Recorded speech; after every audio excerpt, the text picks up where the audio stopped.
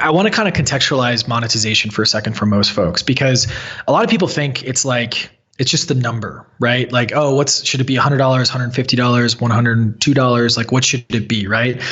In actuality, if you really think about your business, it doesn't matter if you're a nonprofit, a retail company, a SaaS company, it doesn't matter what you are. You've created some sort of value. And because we don't trade goats for wheat anymore, you're basically saying like, hey, this value is worth this much, right? And there's all these things that influence that value: who you sell to, what you sell, how you position it.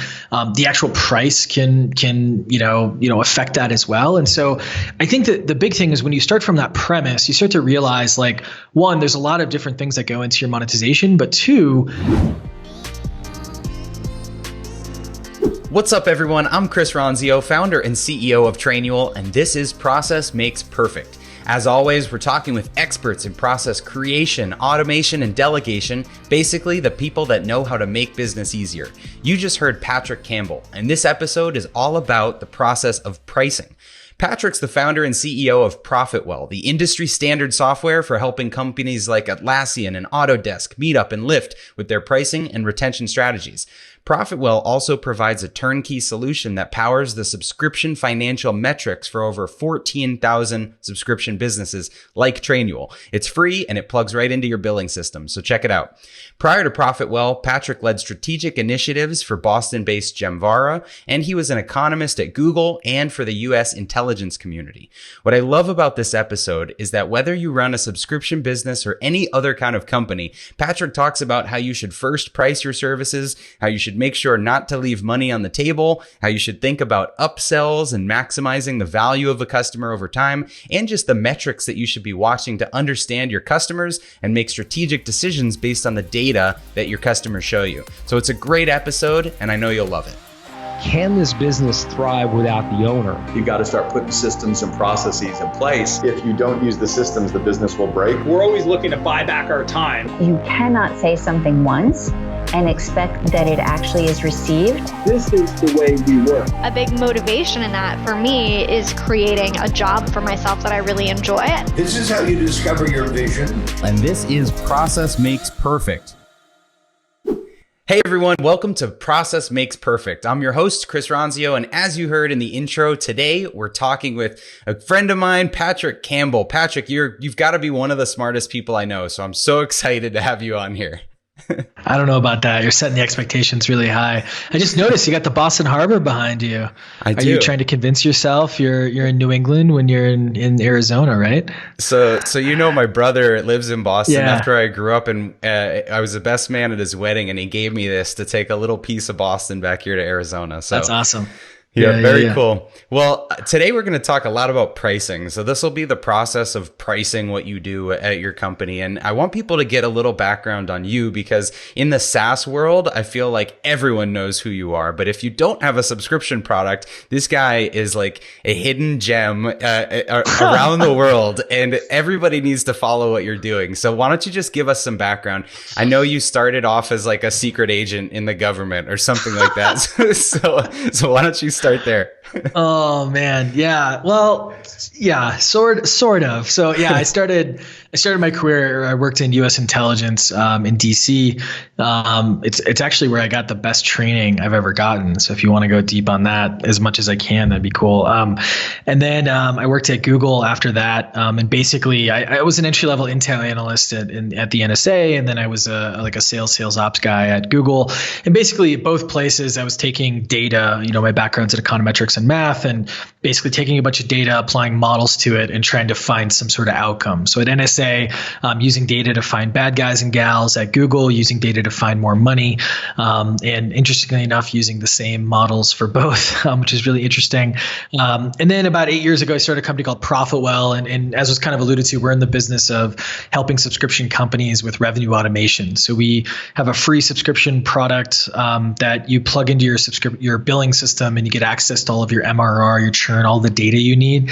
And right now it's used by about 20% of the entire market, which is cool.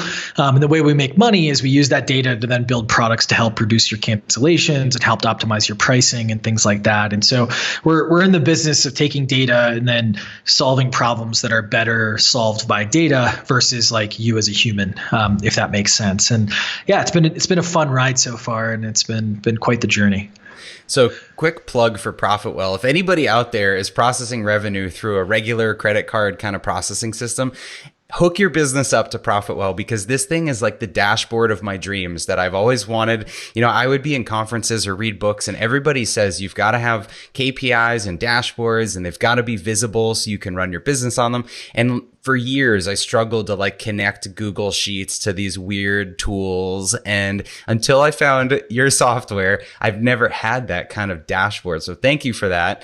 If people don't have a subscription business, do you have any recommendations for them? Like what else could they do?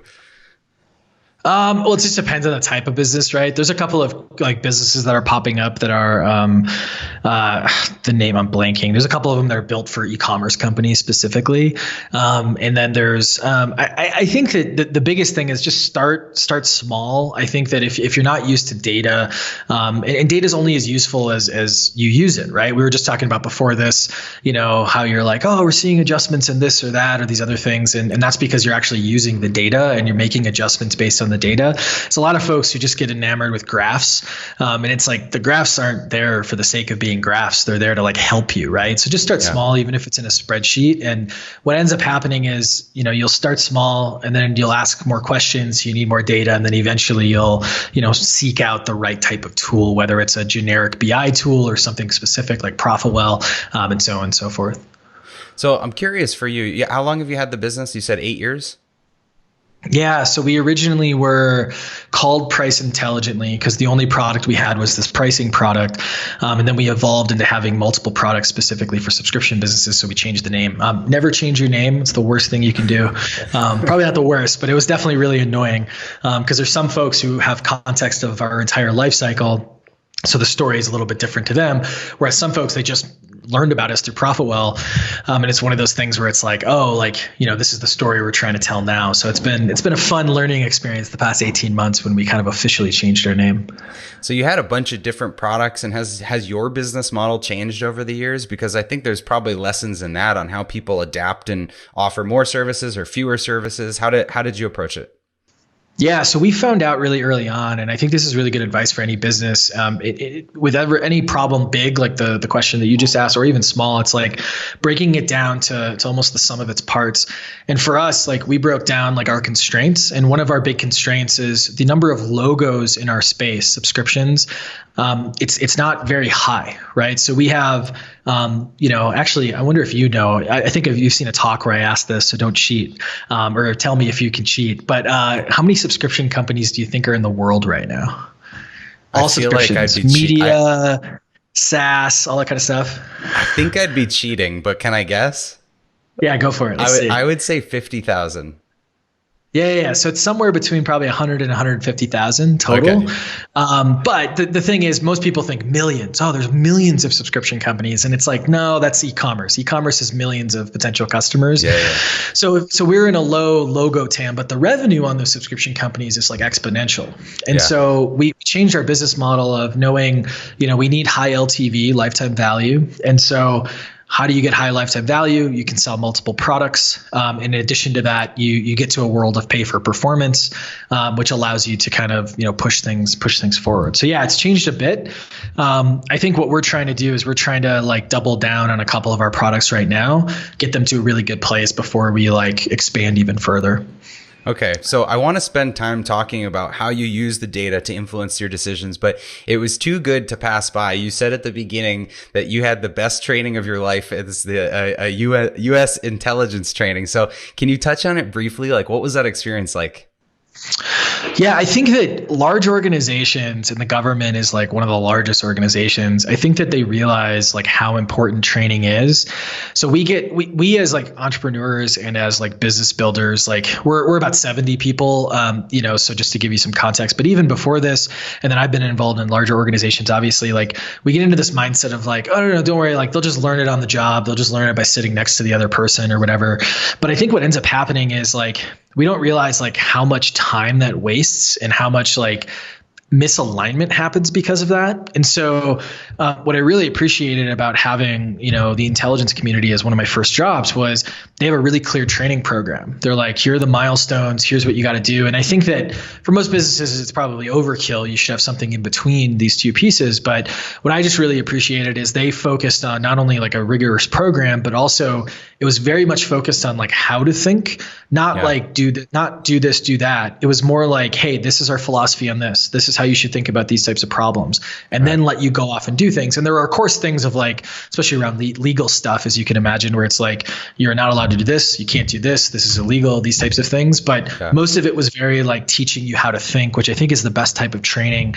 Even if it's an expense policy, like, hey, like this is how we think about our expenses here. Here are some like specific rules, but like everything else is, use your best judgment, because you hire smart people.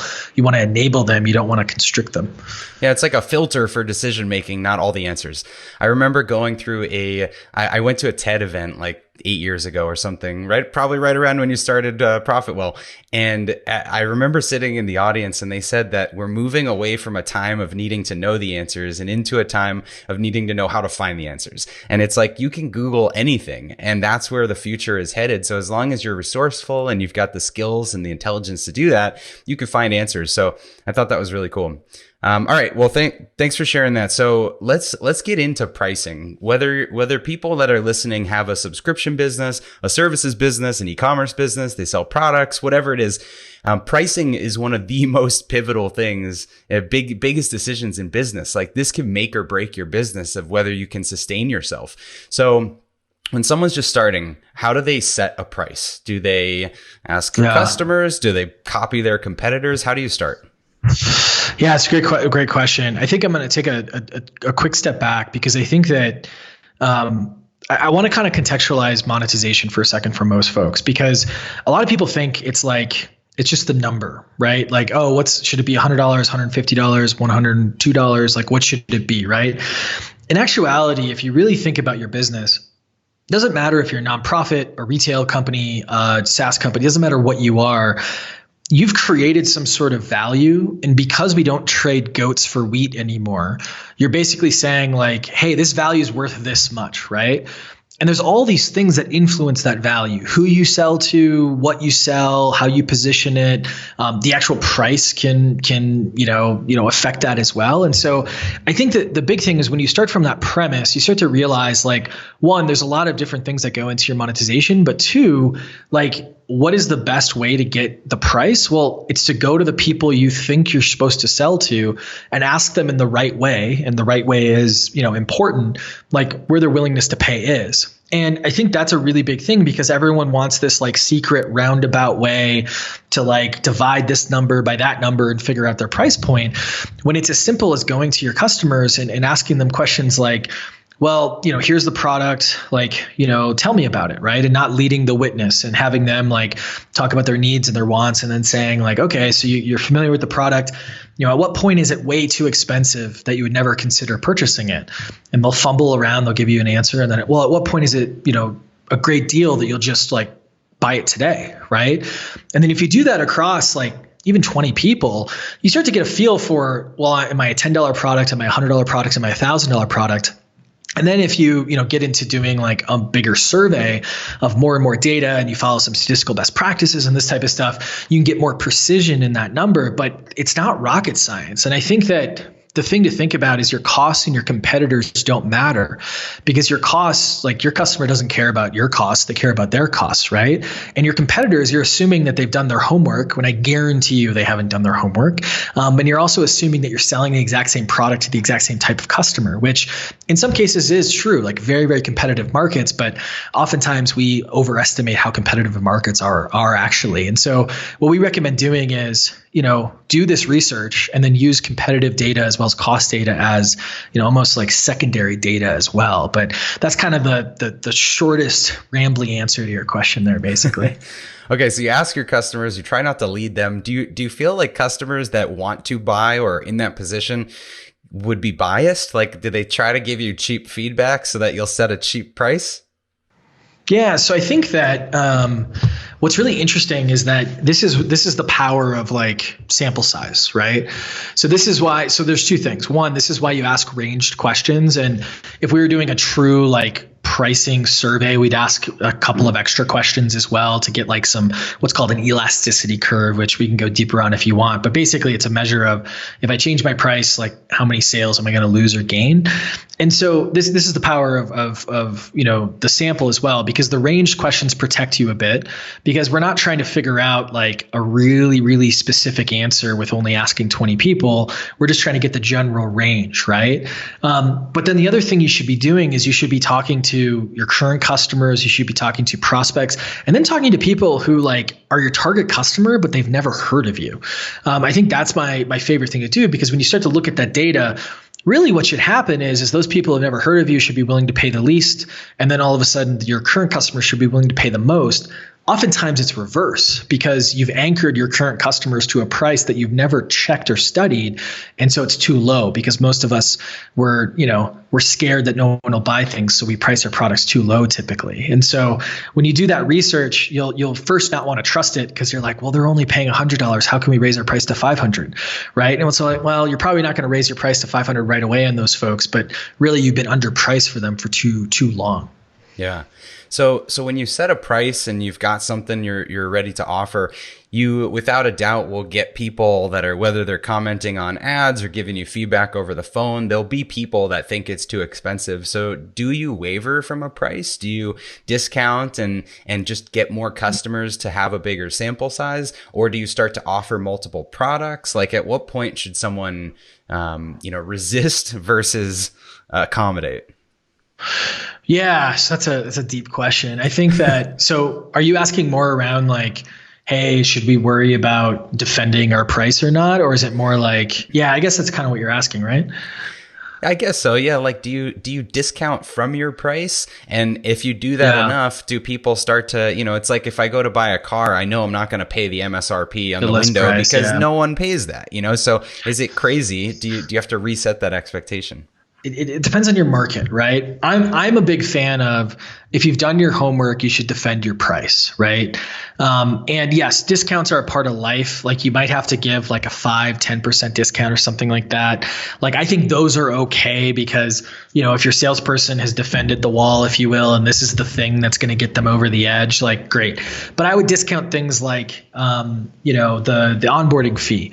I would give a promotion, meaning like, hey, we'll give you priority support for free. So I can't discount the price, but I can give you this promotion. I would try all of those things before actually discounting the price, because the thing is that in most industries, people, again, they know things cost money. And we are like, oh, we're scared to talk about it. We're scared to like defend it, because it's like, oh, we don't want to talk about money. But the actuality is like, if they value the product, and you've put them through a trial, which is something, or you give them a 60-day out, or all these things that hedge the bet of their decision making, it allows you to kind of like defend that price. Now, the downside is if you discount too heavily, we found this pretty steadily, is that if you discount beyond, right around 30%, so 30% or more discounts, you start to run into a position where they're really only buying because of the discount. And that means that your customer isn't really ready. Like satisfaction is going to be low. If you're a subscription company, there's going to be churn. There's just going to be a whole host of things where these customers just aren't really ready for prime time. And we see that a lot. Now, a couple of caveats. Retail products, it's a bit of a different game. Retail and e-commerce, you are eroding your brand when you discount, but sometimes like that's the only thing that gets people over the line. And so I would just really think about, from a framework perspective, are we a discounting brand? Are we a luxury brand or a premium brand? If you're a luxury premium brand, the discounts should be few and far between. Herman Miller, they only discount twice a year. They do 2 sales a year, right? I think like Tiffany's and things like that, that's what they do as well. But if you're a discount brand, then like go nuts, right? And I think that you should still defend the value props, but keep things going. I love how many levers you can pull with pricing. There's, like you mentioned, there's the add-ons, there's the free services, there's promotions, there's site coupons, there's extended pay periods. There's like so many things you can tweak. So there's really a lot of room to get creative. You talked about price elasticity, willingness to pay. I think a question on a lot of people's minds is, how do I not leave money on the table? So how do you offer something or price your services in a way that you're capturing as much value as you can? Yeah, I think it's one of the biggest mindsets to get into is there's no perfect price, right? So it's like, even if your price is at $500, there's going to be people who only want to pay $490. There's going to be people who are going to want to pay $525. Like it's one of those things where like you're going to be overpriced for some, you're going to be underpriced for others. But the secret is offering options, and this is why we like to say price on a value metric, which is, this could be for e-commerce, but it also is mainly for like subscription companies where you price based on like the usage or the value they're getting of some sort, because then it's kind of like, well, I don't have to buy the 60 eggs, right? I can buy the 12 eggs or the 6-pack or the 18-pack, right? That goes into your packaging. And I don't have to like overpay for too much, right? And so I think that's a really, really big thing. But in addition to that, also realize it's a multi-move game, right? That person comes in, they buy like the low-priced utility product from you. All of a sudden it's like, well, here's this other luxury, like nice to have product that we also have. They trust your brand now. So theoretically they can purchase more. And in the world of subscriptions, it's, add-ons and things like that. And so I think those are the two things to really think about. Too many times we think, oh, they purchased, that's it. Well, if you have a one-time purchase type company, you got to have repeat purchases or you're going to die. Like it's just not going to work out.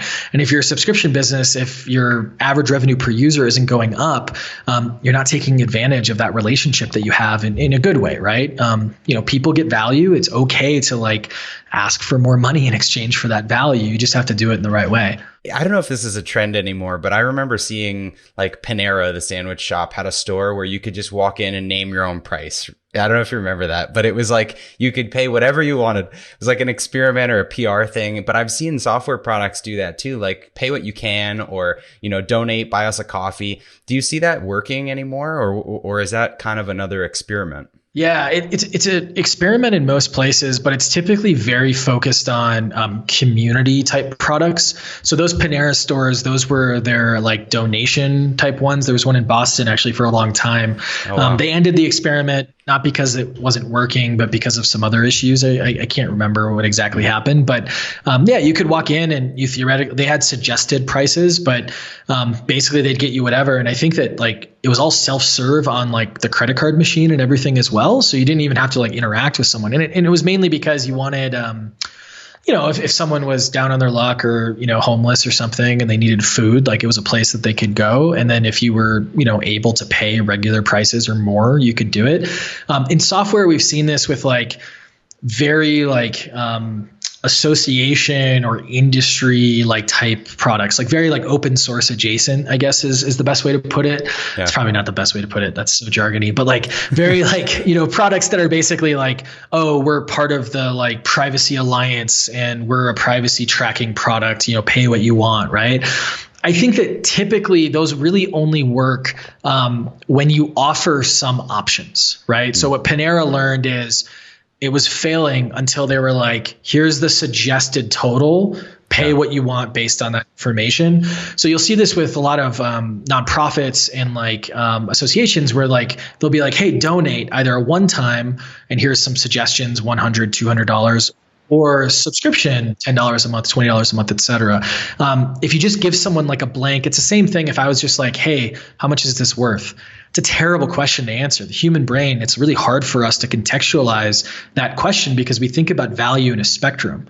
we know that this, cup of coffee is worth less than this computer because I've purchased coffee before, I've purchased a computer before, but I can also like do a relative like value analysis quickly in my head to realize that. Now, if I don't sleep for 4 days, maybe that coffee increases in its value, right? It's one of those things that like I rethink it based on my circumstance. And so that's why you got to give people a little bit of an anchor or a little bit of a context so that they can, provide, or think about the value in the way that they need to. So then if the blank is the worst thing you can do, and maybe the other end of the spectrum is like a million different products, a la carte, too many choices, what's your recommendation in between? Like, do you have packages or only so many choices? Because then you're getting people, like I remember when I was starting out, someone told me, have like the 3 choices and the middle one's the one you want people to pick. Like is there the right number of packages or choices? Yeah, good, better, best is not bad advice. It's just like incomplete advice. Because here's the thing, you want to align enough packages or options to the personas that you have, right? So if you're a retail e-commerce product and you're basically selling, to all kinds of buyers, like the hardcore, like let's say you have a music shop and you're selling to beginners and then hardcore enthusiasts all the way to professionals, right? The offerings that you'll have as well as the price points are going to vary a lot, right? And you just have to be good at targeting those folks. So you're going to ask me when I sign up for my first product, hey, how would you characterize you? And then you're going to have separate newsletters to go to those people, right? In the world of subscriptions, right? Like, yeah, maybe my pricing page is only going to have 3 or 4 options on it because it's just going to get too confusing to try to show them 18 options. But I should have 18 options on the back end because I'll learn about you and then I'm just going to offer you up plan 17. You're not going to know there's 18 plans. You're just going to see plan 17, right? And this is for like mobile products. I always recommend, listen, you're going to have one price up front, 1 or 2 prices up front just because the mobile screen is not big enough. But once you learn about that user, you should have all kinds of different upgrade paths. And this is why it's important to like understand your user because again, not everyone's going to want to pay that one amount. You're going to be underpriced on some and overpriced on others. So you want multiple products. And this is why like, good, better, best, it's good advice. It's just really it should be good, better, best plus 17, right? Or however, wide your customer base is. That's such good advice. I've never heard that before, but it's like the iceberg on the top of the water is like your marketing site with a couple choices and then it opens up. Great advice. Okay, we're at the top of our time here. So let me end by just asking you a couple rapid fire questions. Whatever the first thing comes to mind is, go for it. All right. Let's go. What's a brand you think has perfected its process? Ooh, perfect. Dude, you can't use perfect. Perfect is so hard. Someone you admire. I've been really into it's probably not a good answer, but this guy named Scott Galloway. I don't know if you've heard of him. He's he does this podcast with Kara Swisher, which is this big tech blogger. He's a New York, NYU. He's been on a bunch of boards. He's sold a bunch of companies but he's an NYU marketing professor and his brand is so good. He's like the prediction in tech guy. And he's so good and he's kind of like crafted that. And he's got a really good following. Matt Levine from Bloomberg, I guess I'm thinking of content creators right now. Both their brands are really, really good because they're really consistent and they kind of lean, they don't get out of their lane. They don't go comment on things that they know nothing about. They only comment on the things that they're good at. So I don't know if that's the best answer, but that's what popped to mind at first. So focused and consistent. All right. Who's someone that's coached or mentored you? I'm trying to think of someone everyone will know. I think my biggest mentor, I didn't have I'm cautious on getting too deep here, not because I don't want to, but because we're at the end of this, but didn't have a great childhood, abused kid, all that kind of fun stuff. And so my teachers really became my mentors and I had a coach, a debate coach, in forensics or speech, depending on the high school you went to. And that was one of those people who kind of showed me that the world is larger. This guy named Bill Hagen, showed me the world is larger than it actually is. From a business perspective, I've learned a ton just from like, I got this peer group of the Wistia founders, the Help Scout founders, the Litmus founders, who have just like taught me so much just by us getting together and all having giant therapy sessions and just learning from one another. So yeah, hopefully there's some good answers. Yeah. No, that's great. Debate coach makes a lot of sense now. Yeah. Favorite That's book why I went to, oh, go ahead. Sorry. favorite book or podcast? I read High Output Management by Andy Grove like probably 2 to 3 times a year. I shouldn't read it multiple times. It's not like I don't understand. It just like recenters me on like process, actually. A lot about process and a lot about frameworks. So that's a good one for your audience. That is a great one. Most entertaining person you follow online? Nathan Latka. I think Nathan is... I know Nathan really well, and I've crowned myself the biggest Nathan defender. For those of you who don't know, he's kind of this like trollish guy, but he's not a troll. I love him too. He's awesome. Yeah, like he's just, but he knows. Yeah, he's unapologetically like aggressive online sometimes, and that's where like people think he's like a blowhard, but he's actually a really nice guy, and he's like a very smart, and I just like him as a human. And you probably like him because I know I spent like 5 hours in ProfitWell before I went on his show because I knew he was going to grill me on everything. Yeah, that's true. That's good. And last question, what's one app you can't live without? Say that one more time. One app I can't live without? You can't live without, yeah. Oh, let me look at my phone here. I mean, everyone's going to go like, oh, my calendar, which is kind of true. I was going to say my Delta app because I was flying so much. This is the longest I've been without like flying in the past 5 years. It's kind of insane. I'm going to go with, I've been rocking Audible for a good like 6 months. I wasn't a big like audiobook guy, and then now I'm just like constant. So when I walk the dog, when I'm out, Jenny gets annoyed by it because I'll just be having my headphones on in the house and she wants to talk to me and I just go, I'm listening. But yeah, Audible. Awesome. Good one. Okay. So just as we wrap it up, if people want to connect with you, you guys put out such amazing reports and resources. Where can they go to learn more? Yeah. If you have any questions on like anything related to pricing, monetization, doesn't matter if you're a subscription business or not, profitwell.com/blog. We have so much content. We've published so many studies. In addition to that, I'm just Patrick at profitwell.com. Happy to chat. Sometimes it takes me a while to get back to you, but I eventually do. And then I'm just Patrick Campbell on LinkedIn. Amazing. Patrick, thank you so much. This was super valuable for everyone listening. So go check out ProfitWell. Thanks again for being here. Hey, thanks for listening to Process Makes Perfect. If you're watching on YouTube, we do have an audio version available everywhere you listen to your podcast, so be sure to check that out. If you liked what you heard, please leave a review and be sure to subscribe to the channel here. And we'd love if you would tell a few friends or family or anyone you think that could benefit from this. You can find me on social media anywhere at Chris Ronzio or the company Trainual. That's Train UAL, like a training manual, at Trainual, anywhere you want to follow us. Thanks for watching. We'll see you next time.